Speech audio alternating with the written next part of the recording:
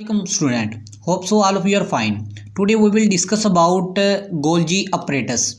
Basically Golgi apparatus क्या है? Golgi apparatus ये एक नेम है एक ऑर्गेनेली का, सेल ऑर्गेनेली का, जो रखा गया एक साइंटिस्ट के नेम के ऊपर। एक कैमिलो गोल्जी था साइंटिस्ट, कैमिलो गोल्जी, जिसने ये गोल्जी apparatus को डिस्कवर किया इन सेल के अंदर कि ये एक ऑर्गेनेली है जो सेल के अंदर पाया जाता है। कब किया था? 1898 में, 1898 में इसने इसको डिस्कवर किया था। और उसके बाद इसको इस डिस्कवरी के ऊपर इसको एक नोबेल प्राइज़ मिला था, जो मिला था 1906 में, 1906 के अंदर इसको इसके ऊपर नोबेल प्राइज़ भी मिला था। इसने क्या डिस्कवर किया था? इसने ये कहा था कि एक सेट ऑफ फ्लैटेंड सैक्स, यानी कि एक थैलियों का एक सेट होता है, सेट ऑफ फ्लैटेंड सैक, यानी कि एक थैली का, सैक्स कहते हैं थैली को, उनका सेट होता है जो फ्लैट होता है, बिल्कुल फ्लैट होता है, और जो सेल के अंदर पाया जाता है। उसको उसने नाम दे दिया सिस्टर्नी का। जो सैक्स हैं उसने उसको किसका नाम दे दिया? सिस्टर्नी का। और इसने ये बताया कि ये सेट जब बहुत से सिस्टर्नी मिलते हैं, एक सैक जो मिलता है, बहुत से सिस्टर्नी मिलते हैं, तो वो एक क्या बना देते हैं? एक गोल्जी apparatus, या अदर वर्ड्स उसने कैमिलो गोल्जी कम्प्लेक्स का नाम दे दिया उसने, यानी कि सेट ऑफ सिस्टर्नी। उसने इसको किसका नाम दे दिया?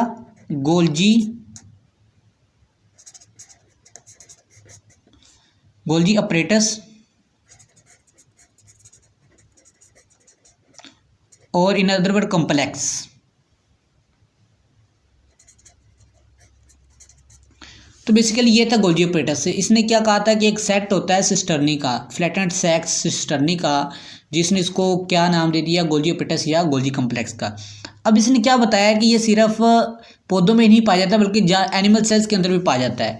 It present in both plants and animal cells, both plants and animal cells, ये दोनों में पाया जाता है। ठीक है, अब हम इसके स्ट्रक्चर की बात कर लें तो बेसिकली इसका स्ट्रक्चर कैसा होता है? ये कुछ इस तरीके से इसका स्ट्रक्चर होता है।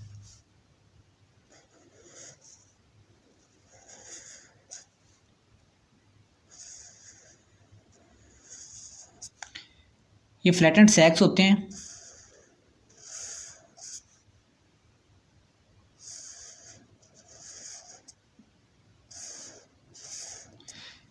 इसके अंदर क्या होता है? इनका फंक्शन गोल्जी apparatus का क्या होता है कि बेसिकली जो वेजिकल्स होते हैं फ्रॉम रफ इंडोप्लाज्मिक रेटिकुलम से, रफ इंडोप्लाज्मिक रेटिकुलम से जो वेजिकल्स होते हैं, थैलियाँ आती हैं, कुछ मटेरियल आता है न्यूक्लियस से, जो रफ इंडोप्लाज्मिक रेटिकुलम के जरिए आता है।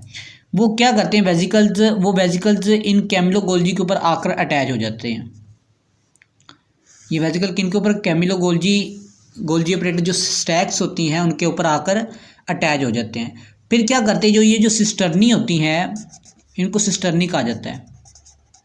ये जो सिस्टर्नी होती है, ये क्या करते हैं कि उनको पैक्ड अप कर देते हैं। जो ये स्टैक्स आए थे उनको पैक कर देते हैं, उनकी मेटाबॉलिज्म करके, डिटॉक्सिफिकेशन करके, उनको क्या कर देते हैं? मॉडिफाई करके उनको एक पैक कर देते हैं, किसमें? स्मॉल मेम्ब्रेन बॉन्ड में।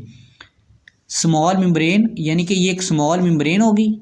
ये उन्होंने क्या किया कि उस रफ इंडोप्लाज्मिक रेटिकुलम के जो वेजिकल्स होते हैं उनको पैक कर दिया। फिर उनको पैकिंग के बाद उनकी जो सिक्रेशन करती है किसमें? प्रोडक्ट के अंदर, यानी कि ये इनकी सिक्रेशन कर देती है किसके लिए? फॉर प्रोडक्ट के लिए, product for secretion, for secretion के लिए प्रोडक्ट कर देती है। फिर वो क्या करते हैं? वो प्रोडक्ट जो है कुछ हमारे इंटरनल यूज़ के लिए इस्तेमाल होते हैं या हमारी बॉडी के लिए जो इफेक्टेबल साबित होते हैं। ठीक है, तो ये था बेसिकली गोल्जी apparatus। और उसने ये क्या कहा कि जब स्मॉल मेम्ब्रेन बॉन्ड में सैक्स में ये कन्वर्ट कर देते हैं तो उसको उसने नाम दे दिया गोल्जी वेजिकल्स का। ये जो वेजिकल बने हैं उसने इसको किस चीज़ का नाम दे दिया? गोल्जी वेजिकल्स का।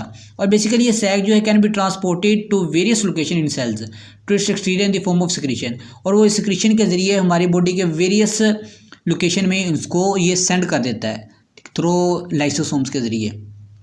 तो बेसिकली ये था गोल्जी apparatus जो कैमिलो गोल्जी ने दिया था ताकि इसको इसमें क्या सेल की जो क्या होती है सीक्रेशन होती है, जो वेसिकल्स होते हैं फ्रॉम रफ एंडोप्लाज्मिक रेटिकुलम से आते हैं, उनकी मॉडिफाई करके और उनको मेम्ब्रेन बाउंड ऑर्गेनेली में कन्वर्ट करके उनकी क्या करवाती है, ये सीक्रेशन करवाती है।